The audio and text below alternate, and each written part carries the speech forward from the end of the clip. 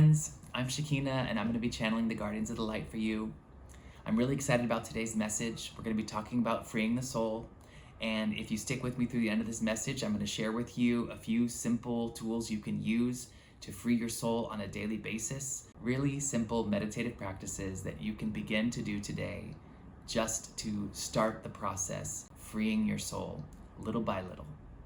So stick with me and I hope you enjoy it. So just give me a moment to tune in and we'll see what the Guardians of the Light have to say today.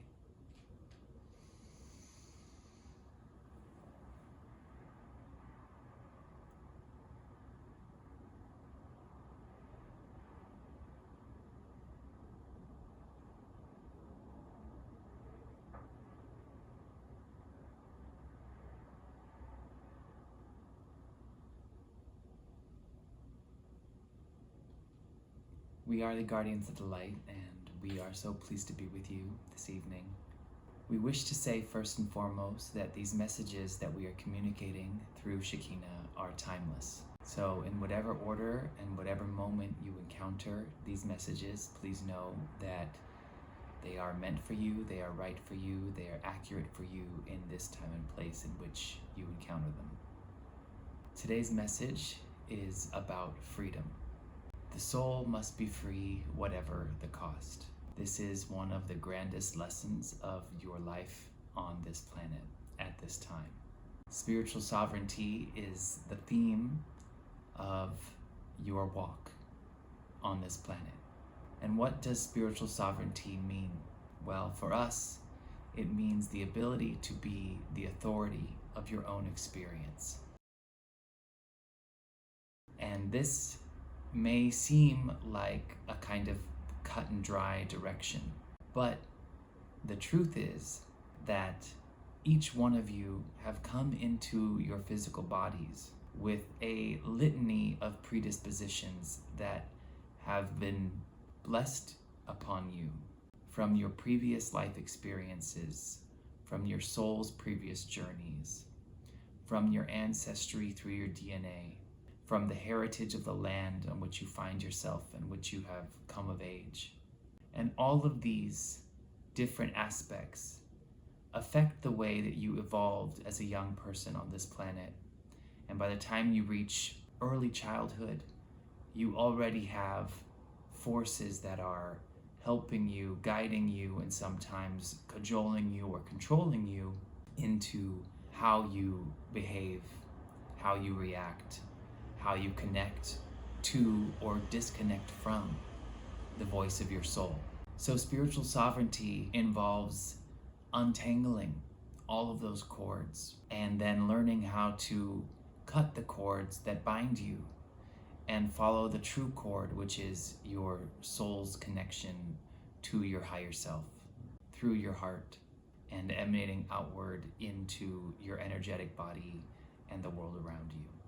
Freeing up that connection is your life's work, and it is never done. Even when you leave your physical body, there are continued processes of evolution and continued layers pulled back to experience freedom. So you can relieve yourself of the pressure of thinking that you have to accomplish this task overnight or this year or by the time you turn a certain age. In fact, the quest for spiritual sovereignty and the process of unlearning these blocks and inhibitions from previous lives is the task that you set out to undertake when you chose to come back into your form that you currently find yourself. When we say things like life is just a game, this is what we mean. And it can be a very serious game, but fundamentally, you have agreed to a series of entanglements which you are now doing the good work of disentangling. How do you know when your soul is free? Well, many of us have had experiences of tasting that freedom. That might be the creative experience of working in flow. That might be the relational experience of being in love. That might be the conscious experience of astral travel. there are moments in which you feel a certain harmonic resonance that connects your individual being in a way that your sense of I amness remains individual and as part of the larger collective whole, universal oneness.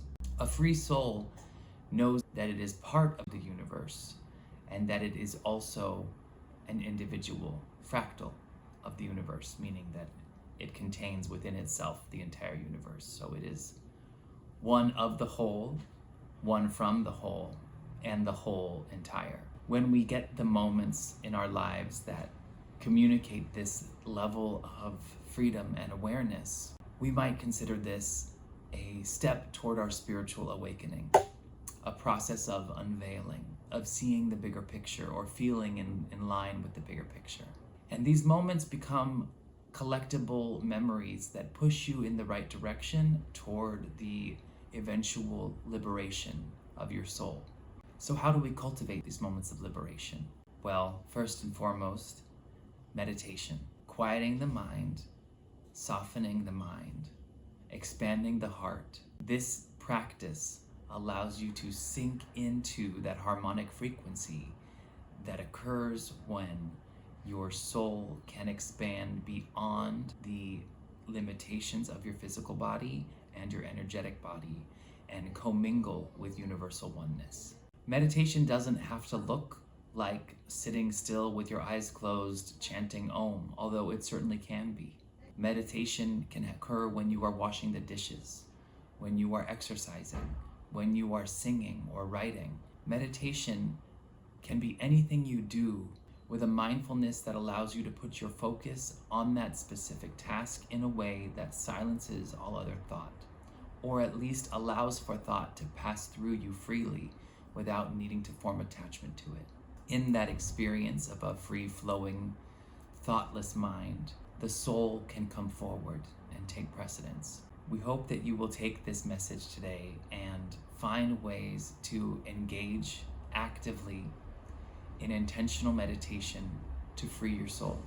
If you have ideas for ways that you know your soul experiences freedom, make a list. Write down the things that bring you that sense of joy and connection, and then go through that list and pick one thing to do each day. Maybe more than one if you feel so inspired.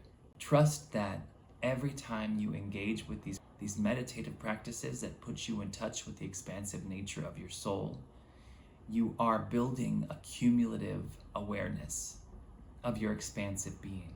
So while no two experiences may be alike, they are all part of this journey that is filling the space of your being with the wholeness of your soul. I will share with you a few simple exercises that you can do to release the ties that bind you. Firstly, you can imagine yourself sitting in a chair wrapped in coils, visual coils, strings, threads, ropes, chains that bind you to this chair. And you can give yourself a pair of scissors or a blade or some sort of cutting device that you can see in your mind's eye. And in your meditation, you can simply one by one sever the cords that bind you. As you do that, engage with the cord in your mind and say, what are you that is holding me back? What do you represent? And as you go to approach one thread or chain, it might tell you that it is a parental relationship or a love relationship or a work memory or a childhood memory. And you can thank it for its service and its lessons, and you can begin to cut yourself free. Trust that when you interrogate these individual ropes, cords, threads, chains, that your instinct is correct when it communicates to you what it represents. And once you have cut that cord, imagine seeing the ribbon, rope, chain, cord, thread fall to the floor and disintegrate, returning back into ether. And continue in this meditative process, cutting these cords until you feel free, until you can see your body in the chair or the place where you were sitting, unencumbered. And then give thanks to the tool that's in your hand, whatever it is that you've been using to sever these ties. And place that tool somewhere safe in a pocket or a drawer in your mind's eye. And know that you can always return to this chair, to this tool, to cut future threads, chains, bonds that form. Because as we said, this process is never over. It's a constant upkeep to make sure that you are detaching from these binding threads. Another way that you can choose to free your soul from these binding memories in this lifetime or another is through writing. You can make a list or write a letter to your previous self, whatever feels like an appropriate encapsulation of the memories that you are holding or carrying, or thoughts that you are pondering that you feel certain are rooted in a previous limitation. And then you can take that paper and burn it. And burning that paper, just like watching the threads turn to dust and return to the ether in your mind's eye, burning that paper is a physical, tangible way to use the element of fire and air to return symbolically these binds back into the ether.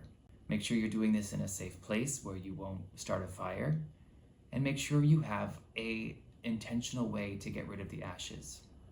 Whether you flush them down the toilet or pour them into a garden or in a body of water, even in a trash can, as long as you are mindful and you say, I am sending the remnants of these binding forces out with the trash. And then give thanks. Give thanks for the paper, give thanks for the pen, give thanks for the ashes, give thanks for the trash or the garden or the body of water or the toilet. And in that spirit of gratitude, you will feel lighter. Your soul will feel free. That's all we have to share today. We are grateful for the chance to be with you, and we look forward to connecting with you in the next message. We are the Guardians of the Light.